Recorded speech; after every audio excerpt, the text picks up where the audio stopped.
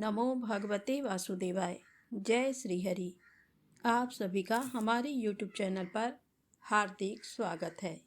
आज सुने श्रीमद् भागवत महापुराण में आगे की कथा का वर्णन। आज की कथा है कर्दम जी की तपस्या और भगवान का वरदान। विदुर जी ने पूछा, भगवान, स्वयंभू मनु का वंश बड़ा आदरणीय माना गया है। उसमें मैथुन धर्म के द्वारा प्रजा की वृद्धि हुई थी। अब आप मुझे उसी की कथा सुनाइए। ब्राह्मण, आपने कहा था कि स्वयंभू मनु के पुत्र प्रियव्रत और उत्तानपाद ने सातों दीपों वाली पृथ्वी का धर्म पूर्वक पालन किया था तथा उनकी पुत्री, जो देवहूति नाम से विख्यात थी, कर्दम प्रजापति को ब्याही गई थी। उससे महायोगी कर्दम जी ने कितनी संतानें उत्पन्न की, वह सब प्रसंग आप मुझे सुनाइए। मुझे उसके सुनने की बड़ी इच्छा है। इसी प्रकार भगवान रुचि और ब्रह्मा जी के पुत्र दक्ष प्रजापति ने भी मनु जी की कन्याओं का पाणी ग्रहण करके उनसे किस प्रकार क्या क्या संतान उत्पन्न की, वह सब चरित्र भी मुझे सुनाइए। मैत्रेय जी ने कहा, विदुर जी, जब ब्रह्मा जी ने भगवान कर्दम को आज्ञा दी कि तुम संतान उत्पत्ति करो, तो उन्होंने 10,000 वर्षों तक सरस्वती नदी के तीर पर तपस्या की। वे एकाग्र चित्त से प्रेम पूर्वक वरदायक श्रीहरि की आराधना करने लगे। तब सतयुग के आरंभ में कमल नयन भगवान श्रीहरि ने उनकी तपस्या से प्रसन्न होकर उन्हें अपने शब्द ब्रह्ममय स्वरूप से मूर्तिमान होकर दर्शन दिए। भगवान की वह भव्य मूर्ति सूर्य के समान तेजोमयी थी। वे गले में श्वेत कमल और कुमुद के फूलों की माला धारण किए हुए थे। मुख कमल नीली और चिकनी अलकावली से सुशोभित थी। वे निर्मल वस्त्र धारण किए हुए थे। सिर पर झिलमिलाता हुआ सुवर्णमय मुकुट, कानों में जगमगाते हुए कुंडल और कर कमलों में शंख, चक्र, गदा आदि आयुध विराजमान थे। उनके एक हाथ में क्रीड़ा के लिए श्वेत कमल सुशोभित था। प्रभु की मधुर मुस्कान भरी चितवन चित्त को चुराए लेती थी। उनके चरण कमल गरुड़ जी के कंधों पर विराजमान थे तथा वक्ष स्थल में श्री लक्ष्मी जी और कंठ में कौस्तुभ मणि सुशोभित थी। प्रभु की इस मनोहर मूर्ति का दर्शन करके कर्दम जी को बड़ा हर्ष हुआ, मानो उनकी सभी कामनाएं पूर्ण हो गईं। उन्होंने सानंद हृदय से पृथ्वी पर सिर टेककर भगवान को साष्टांग प्रणाम किया और फिर प्रेम प्रणव चित्त से हाथ जोड़कर सुमधुर वाणी से वे उनकी स्तुति करने लगे। कर्दम जी ने कहा, स्तुति करने योग्य परमेश्वर, आप संपूर्ण सत्व गुण के आधार हैं। प्रभु, इस समय आपने हमें अपनी तुलसी माला मंडित माया से परिच्छिन्न सी दिखाई देने वाली सगुण मूर्ति से दर्शन दिया है। मैं आपको बार बार नमस्कार करता हूँ। मैत्रेय जी कहते हैं, भगवान की भौहें प्रणय मुस्कान भरी चितवन से चंचल हो रही थी। वे गरुड़ जी के कंधे पर विराजमान थे। जब कर्दम जी ने इस प्रकार निष्कपट भाव से उनकी स्तुति की, तब वे उनसे अमृतमयी वाणी से कहने लगे। श्री भगवान ने कहा, जिसके लिए तुमने आत्म संयम आदि के द्वारा मेरी आराधना की है, तुम्हारे हृदय के उस भाव को जानकर मैंने पहले से ही उसकी व्यवस्था कर दी है। प्रजापते, मेरी आराधना तो कभी भी निष्फल नहीं होती। फिर जिसका चित्त निरंतर एकांत रूप में मुझ में ही लगा रहता है, उन तुम जैसे महात्माओं के द्वारा की हुई उपासना का तो और भी अधिक फल होता है। प्रसिद्ध यशस्वी सम्राट स्वयंभू मनु ब्रह्मवर्त में रहकर 7 समुद्र वाली सारी पृथ्वी का शासन करते हैं। विप्रवर, वे परम धर्मज्ञ महाराज महारानी शत्रुपा के साथ तुमसे मिलने के लिए परसों यहाँ आएंगे।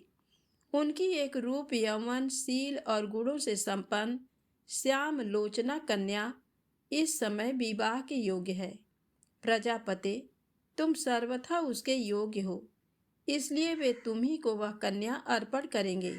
ब्राह्मण, अनेकों वर्षों से तुम्हारा चित्त जैसी भार्या के लिए समाहित रहा है, अब शीघ्र ही वह राजकन्या तुम्हारी वैसी ही पत्नी होकर यथेष्ट सेवा करेगी। वह तुम्हारा वीर्य अपने गर्भ में धारण कर उससे 9 कन्याएं उत्पन्न करेंगी और फिर तुम्हारी उन कन्याओं से लोक रीति के अनुसार मरीचि आदि ऋषिगण पुत्र उत्पन्न करेंगे। तुम भी मेरी आज्ञा का अच्छी तरह पालन करने से शुद्ध चित्त हो, फिर अपने सब कर्मों का फल मुझे अर्पण कर मुझको ही प्राप्त होगे।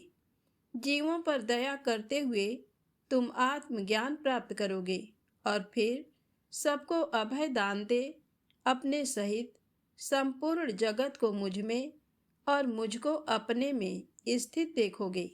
महामुने, मैं भी अपने अंश कला रूप से तुम्हारे वीर्य द्वारा तुम्हारी पत्नी देवहूति के गर्भ में अवतीर्ण होकर सांख्य शास्त्र की रचना करूंगा।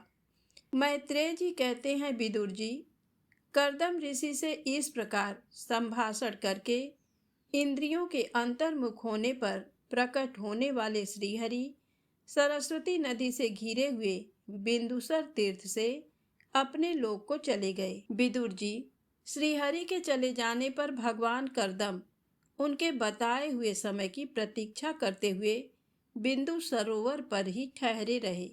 वीरवर, इधर मनु जी भी महारानी शत्रुपा के साथ सुवर्ण जटित रथ पर सवार होकर तथा उस पर अपनी कन्या को भी बिठाकर पृथ्वी पर विचरते हुए जो दिन भगवान ने बताया था, उसी दिन शांति परायण महर्षि कर्दम के उस आश्रम पर पहुँचे।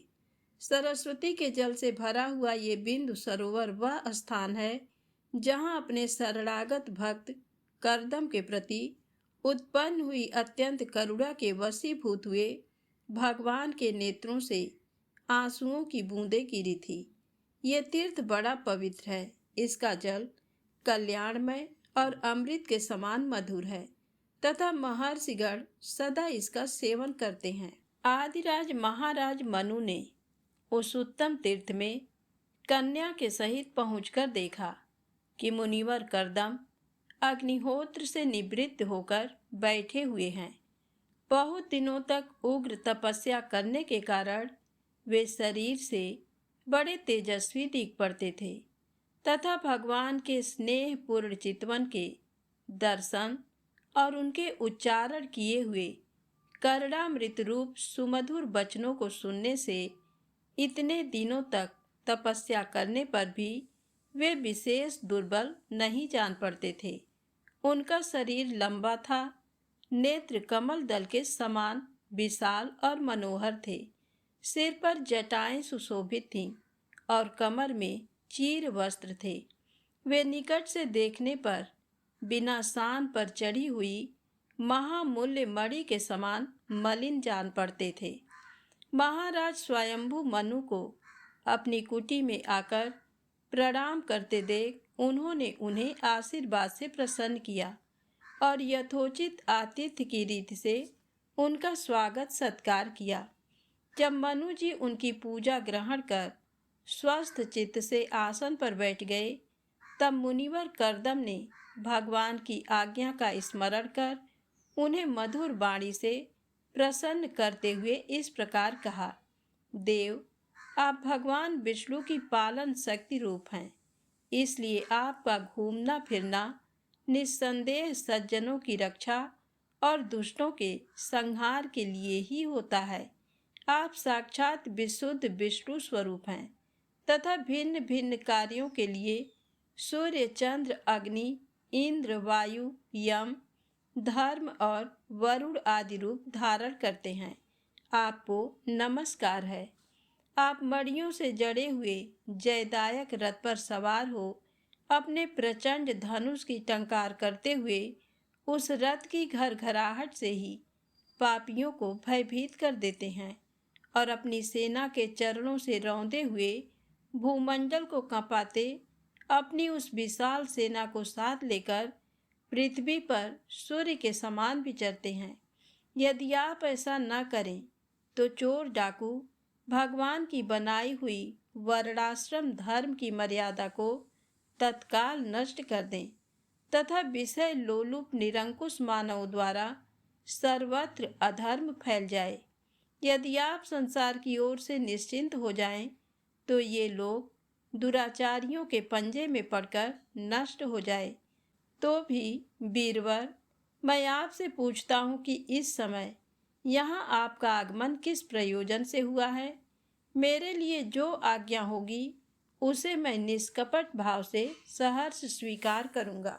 श्री मैत्रेय जी कहते हैं, विदुर जी, इस प्रकार जब कर्दम जी ने मनु जी के संपूर्ण गुणों और कर्मों की श्रेष्ठता का वर्णन किया तो उन्होंने उन निवृत्ति परायण मुनि से कुछ सकुचाकर कहा, मुने, इस कन्या के स्नेह बस मेरा चित्त बहुत चिंताग्रस्त हो रहा है। अतः मुझ दीन की ये प्रार्थना आप कृपा पूर्वक सुने। ये मेरी कन्या जो प्रिय व्रत और उत्तान पाद की बहन है, अवस्था, शील और गुण आदि में अपने योग्य पति को पाने की इच्छा रखती है। जब से नारद जी के मुख से आपके शील, विद्या, रूप, आयु और गुणों का वर्णन सुना है, तभी से आपको अपना पति बनाने का निश्चय कर चुकी है। द्विजवर, मैं बड़ी श्रद्धा से आपको ये कन्या समर्पित करता हूँ। आप इसे स्वीकार कीजिए। ये गृहस्थोचित कार्यों के लिए सब प्रकार आपके योग्य है। जो भोग स्वतः प्राप्त हो जाए उसकी अवहेलना करना विरक्त पुरुष को भी उचित नहीं है। फिर विषयासक्त की तो बात ही क्या है। जो पुरुष स्वयं प्राप्त हुए भोग का निरादर कर फिर किसी कृपण के आगे हाथ पसारता है, उसका बहुत फैला हुआ यश भी नष्ट हो जाता है और दूसरों के तिरस्कार से मान भंग भी होता है। विद्वान, मैंने सुना है आप विवाह करने के लिए उद्यत हैं। आपका ब्रह्मचर्य एक सीमा तक है। आप नैष्ठिक ब्रह्मचारी तो हैं नहीं, इसलिए अब आप इस कन्या को स्वीकार कीजिए। मैं इसे आपको अर्पित करता हूँ। श्री कर्दम मुनि ने कहा, ठीक है, मैं विवाह करना चाहता हूँ और आपकी कन्या का अभी किसी के साथ वाग्दान नहीं हुआ है, इसलिए हम दोनों का सर्वश्रेष्ठ ब्रह्म विधि से विवाह होना उचित ही होगा। भला जो अपनी अंग कांति से आभूषण आदि की शोभा को भी तिरस्कृत कर रही है, आपकी उस कन्या का कौन आदर नहीं करेगा। एक बार ये अपने महल की छत पर गेंद खेल रही थी। गेंद के पीछे इधर उधर दौड़ने के कारण इसके नेत्र चंचल हो रहे थे तथा पैरों के पायजेब मधुर झनकार करते जाते थे। उस समय इसे देखकर विश्वावसु गंधर्व मोहवश अचेत होकर अपने विमान से गिर पड़ा था। वही इस समय यहाँ स्वयं आकर प्रार्थना कर रही है। ऐसी अवस्था में कौन समझदार पुरुष इसे स्वीकार न करेगा।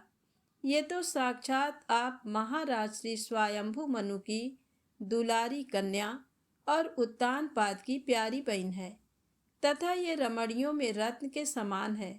जिन लोगों ने कभी श्री लक्ष्मी जी के चरणों की उपासना नहीं की है, उन्हें तो इसका दर्शन भी नहीं हो सकता।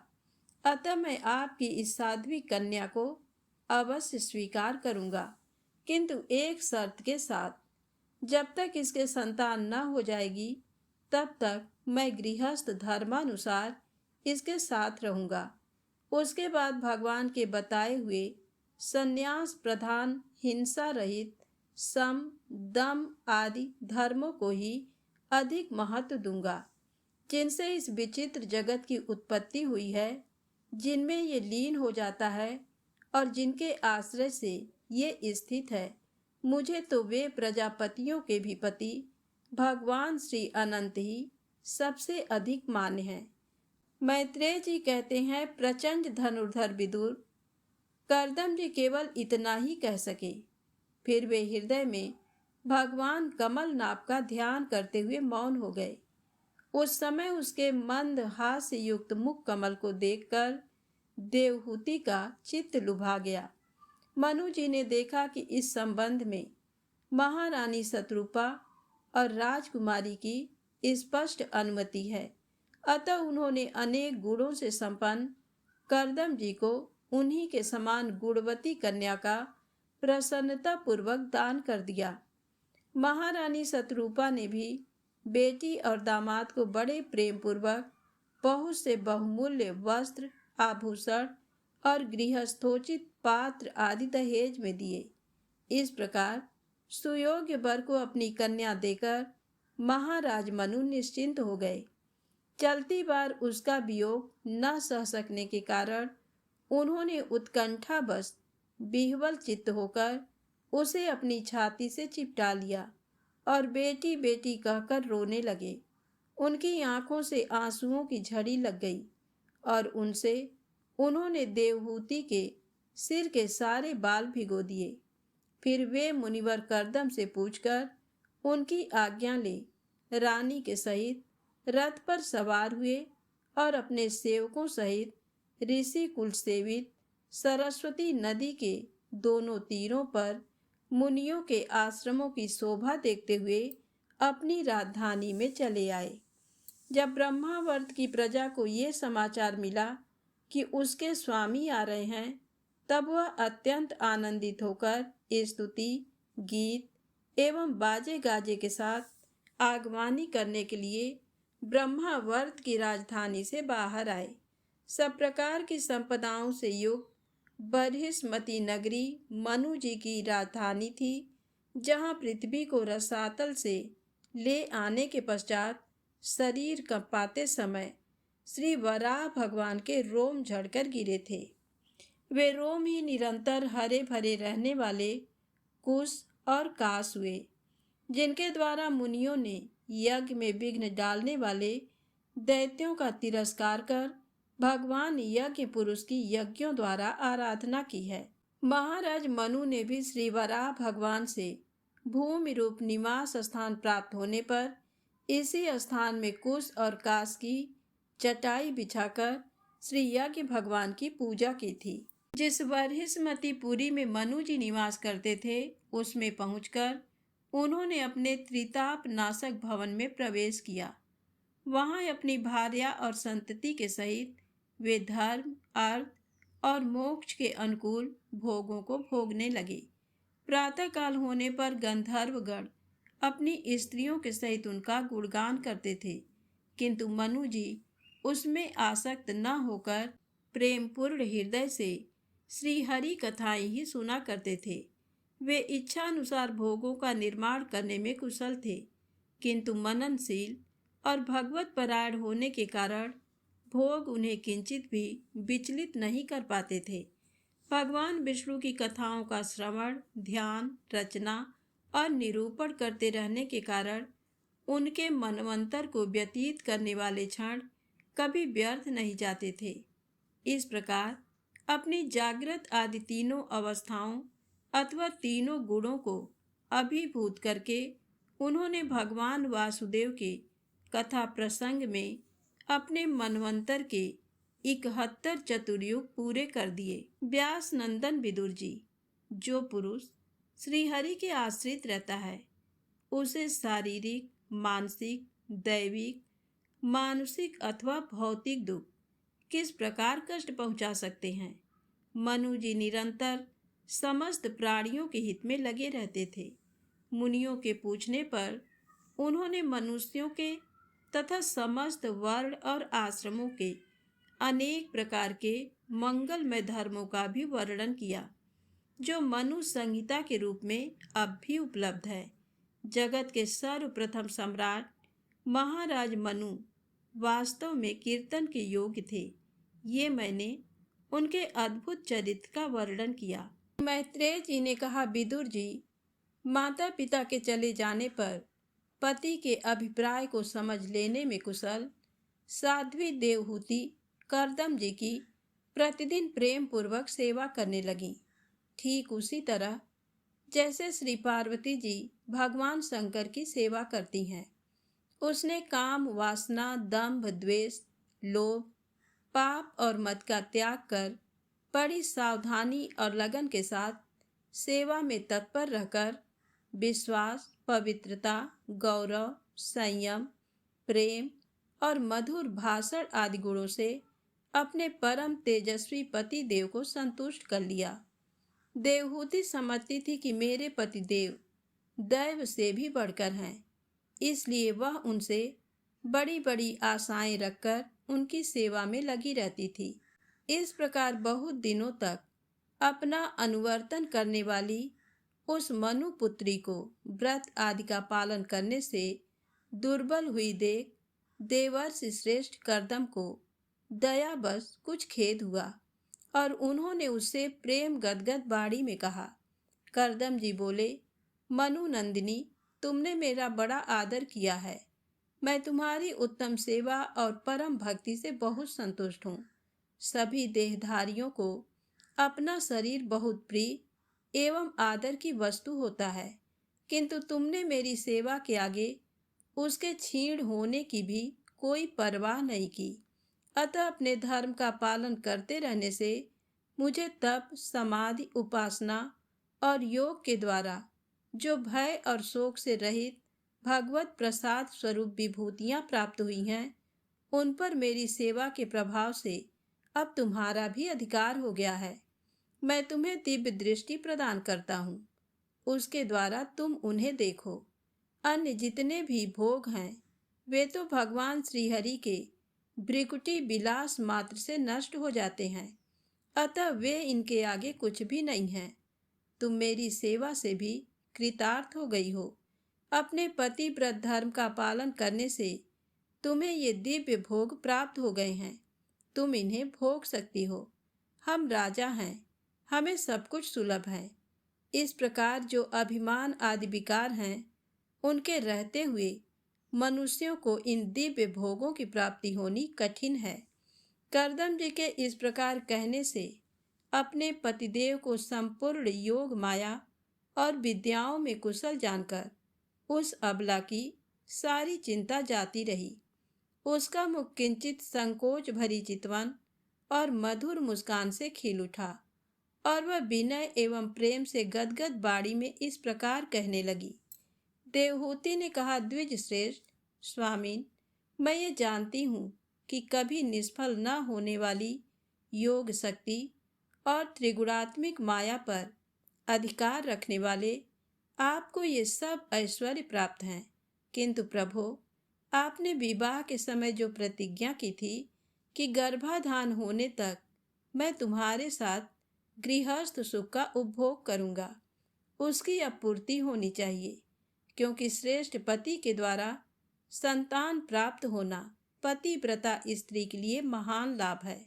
हम दोनों के समागम के लिए शास्त्र के अनुसार जो कर्तव्य हो उसका आप उपदेश दीजिए और उबटन, गंध, भोजन आदि उपयोगी सामग्रियां भी जुटा दीजिए, जिससे मिलन की इच्छा से अत्यंत दीन दुर्बल हुआ मेरा ये शरीर आपके अंग संग के योग्य हो जाए, क्योंकि आपकी ही बढ़ाई हुई काम वेदना से मैं पीड़ित हो रही हूँ। स्वामिन, इस कार्य के लिए एक उपयुक्त भवन तैयार हो जाए, इसका भी विचार कीजिए। मैत्रेय जी कहते हैं, विदुर जी, कर्दम मुनि ने अपनी प्रिया की इच्छा पूर्ण करने के लिए उसी समय योग में स्थित होकर एक विमान रचा, जो इच्छानुसार सर्वत्र जा सकता था। ये विमान सब प्रकार के इच्छित भोग सुख प्रदान करने वाला, अत्यंत सुंदर, सब प्रकार के रत्नों से युक्त, सब संपत्तियों की उत्तरोत्तर वृद्धि से संपन्न तथा मणिमय खंभों से सुशोभित था। वह सभी ऋतुओं में सुखदायक था और उसमें जहाँ तहाँ सब प्रकार की दिव्य सामग्रियां रखी हुई थीं तथा उसे चित्र विचित्र रेशमी झंडियों और पताकाओं से खूब सजाया गया था, जिन पर भंवरे मधुर गुंजार कर रहे थे। ऐसे रंग बिरंगे पुष्पों की मालाओं से तथा अनेक प्रकार के सूती और रेशमी वस्त्रों से वह अत्यंत शोभायमान हो रहा था।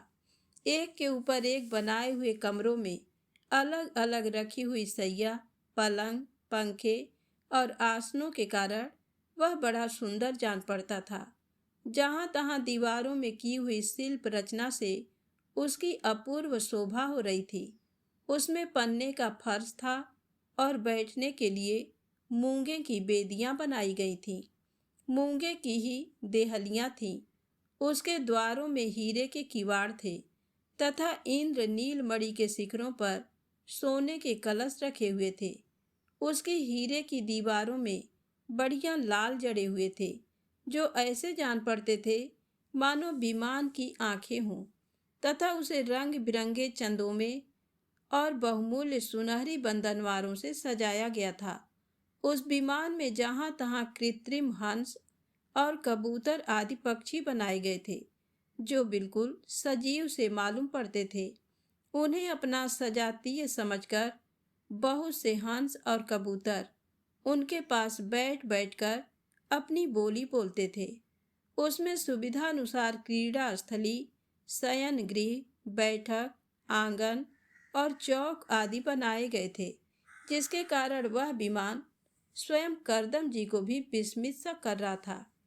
ऐसे सुंदर घर को भी जब देवहूति ने बहुत प्रसन्न चित्त से नहीं देखा, तो सबके आंतरिक भाव को परख लेने वाले करदम जी ने स्वयं ही कहा, भीरू, तुम इस बिंदु सरोवर में स्नान करके विमान पर चढ़ जाओ।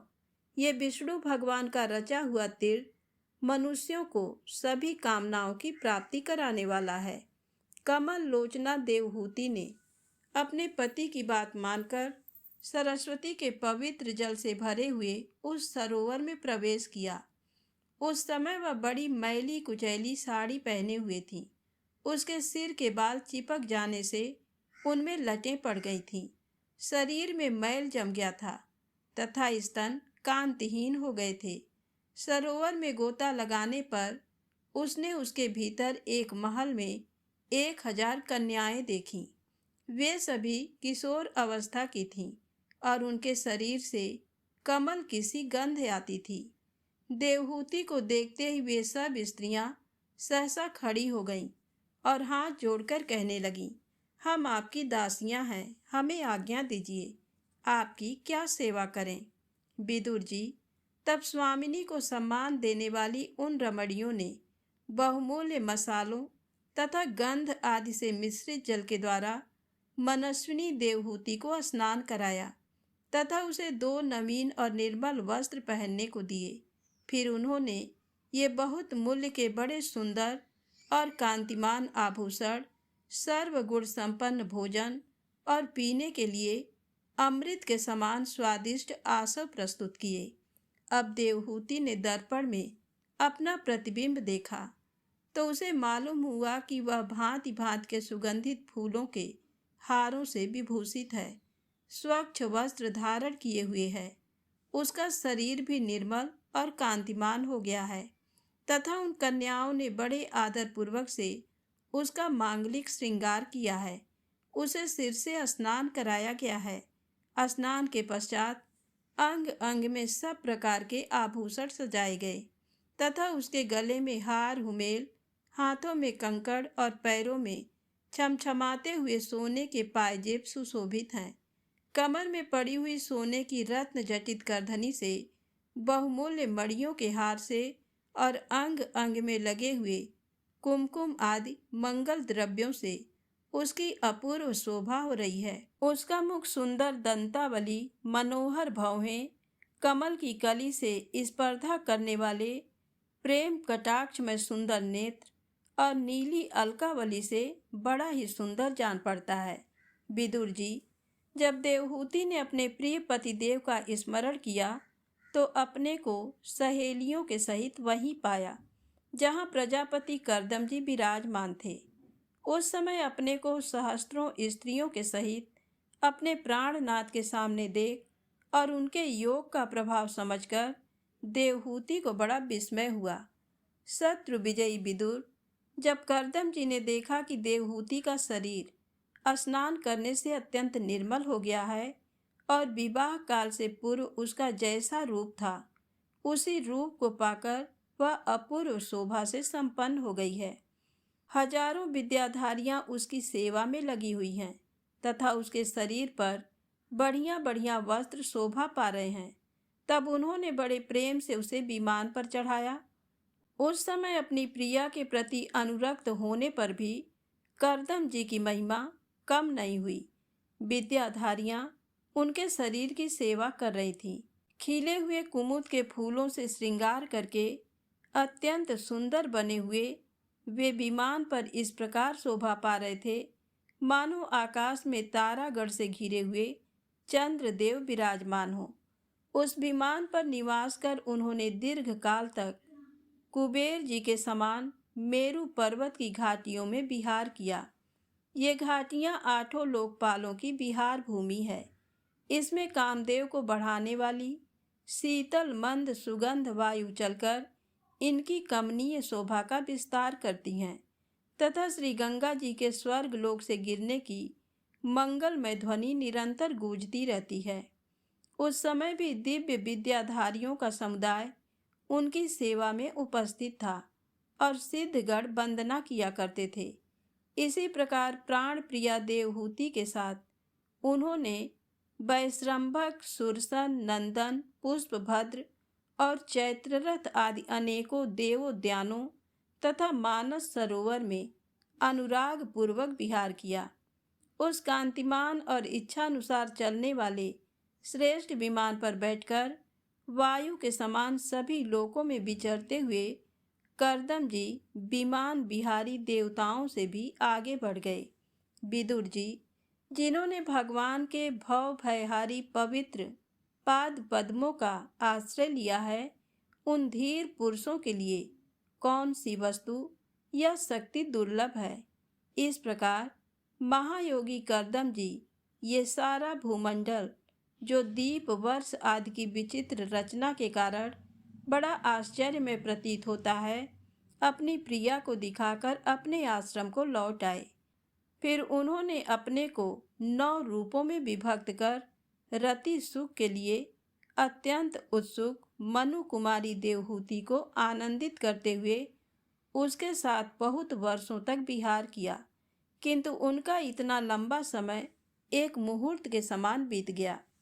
उस विमान में रति सुख को बढ़ाने वाली बड़ी सुंदर सैया का आश्रय ले अपने परम रूपवान प्रियतम के साथ रहती हुई देवहूति को इतना काल कुछ भी न जान पड़ा। इस प्रकार उस कामासक्त दंपत्ति को अपने योग बल से सैकड़ों वर्षों तक विहार करते हुए भी वह काल बहुत थोड़े समय के समान निकल गया। आत्मज्ञानी करदम जी सब प्रकार के संकल्पों को जानते थे, अतः देवहूति को संतान प्राप्ति के लिए उत्सुक देख तथा भगवान के आदेश को स्मरण कर उन्होंने अपने स्वरूप के 9 विभाग किए तथा कन्याओं की उत्पत्ति के लिए एकाग्र चित्त से अर्धांग रूप से अपनी पत्नी की भावना करते हुए उसके गर्भ में वीर्य स्थापित किया। इससे देवहूति के एक ही साथ 9 कन्याएं पैदा हुईं। वे सभी सर्वांग सुंदरी थीं और उनके शरीर से लाल कमल की सी सुगंध निकलती थी। इसी समय शुद्ध स्वभाव वाली सती देवहूति ने देखा कि पूर्व प्रतिज्ञा के अनुसार उसके पतिदेव संन्यास आश्रम ग्रहण करने वन को जाना चाहते हैं, तो उसने अपने आंसुओं को रोककर ऊपर से मुस्कुराते हुए व्याकुल एवं संतप्त हृदय से धीरे धीरे अति मधुर वाणी में कहा। उस समय वह सिर नीचा किए हुए अपने नख मणि मंडित चरण कमल से पृथ्वी को कुरेद रही थी। देवहूति ने कहा, भगवान, आपने जो कुछ प्रतिज्ञा की थी वह सब तो पूर्णतः निभा दी, तो भी मैं आपकी शरणागत हूँ, अतः आप मुझे अभय दान और दीजिए। ब्राह्मण, इन कन्याओं के लिए योग्य वर खोजने पड़ेंगे और आपके वन को चले जाने के बाद मेरे जन्म मरण रूप शोक को दूर करने के लिए भी कोई होना चाहिए। प्रभु, अब तक परमात्मा से विमुख रहकर मेरा जो समय इंद्रिय सुख भोगने में बीता है वह तो निरर्थक ही गया। आपके परम प्रभाव को न जानने के कारण ही मैंने इंद्रियों के विषयों में आसक्त रहकर आपसे अनुराग किया, तथापि ये भी मेरे संसार भय को दूर करने वाला ही होना चाहिए। अज्ञानवश असत पुरुषों के साथ किया हुआ जो संग संसार बंधन का कारण होता है, वही सत्पुरुषों के साथ किए जाने पर असंगता प्रदान करता है। संसार में जिस पुरुष के कर्मों से न तो धर्म का संपादन होता है, न वैराग्य उत्पन्न होता है और न भगवान की सेवा ही संपन्न होती है, वह पुरुष जीते ही मुर्दे के समान है। अवश्य ही मैं भगवान की माया से बहुत ठगी गई, जो आप जैसे मुक्तिदाता पतिदेव को पाकर भी मैंने संसार बंधन से छूटने की इच्छा नहीं की। आज की कथा यहीं समाप्त होती है। आगे की कथा में आप सुनेंगे कपिल देव जी का जन्म। यदि आपको कथा अच्छी लगे तो प्लीज़ लाइक अवश्य करें, चैनल को सब्सक्राइब करें, शेयर करें। जय माता दी, जय भोलेनाथ।